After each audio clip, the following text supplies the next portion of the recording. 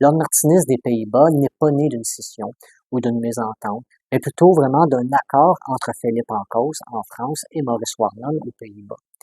Dans les archives martinistes des Pays-Bas, on retrouve d'ailleurs une lettre écrite le 18 août 1968 et qui démontre les premiers pas vers l'établissement du martinisme dans le pays. Cette lettre écrite par Philippe Encausse, le souverain grand maître de l'ordre en France, va décrire tout son appui pour établir l'ordre aux Pays-Bas. Une seconde lettre entre Encausse et Warnon, datée du 26 septembre 1968, vient officialiser l'entente et le début de l'implantation de l'ordre aux Pays-Bas. L'année suivante, toujours avec l'accord de l'ordre martiniste français, Warnon, qui était à ce moment membre du Suprême Conseil, devient le souverain délégué national pour les Pays-Bas, et le premier groupe aux Pays-Bas, nommé Jacob Böhm numéro 65, Collège Amsterdam, va voir le jour le 9 novembre 1970. Dès le début des loges aux Pays-Bas, Philippe Encausse s'aperçoit que les membres plutôt protestants, vieux catholiques ou catholiques libéraux, s'opposent en général à l'accord de l'ordre avec l'Église gnostique apostolique. Alors, il va proposer par 2 fois de créer un ordre indépendant, libre des traditions religieuses.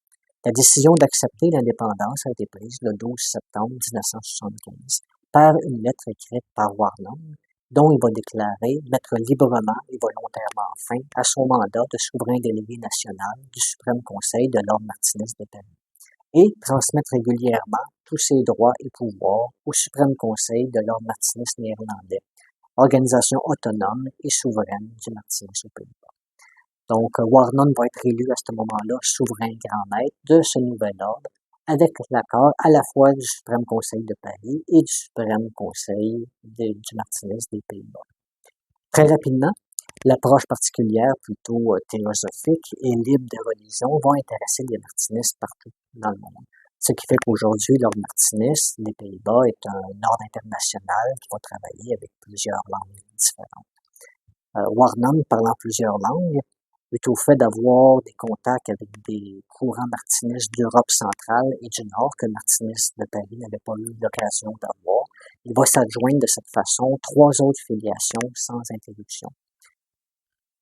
Ainsi, l'ordre détient une filiation, d'abord d'Augustin Chaboseau, par Émile Dantine, Émile Heller et Gustave Lambert-Brahy pour ses premiers degrés jusqu'au 4e degré.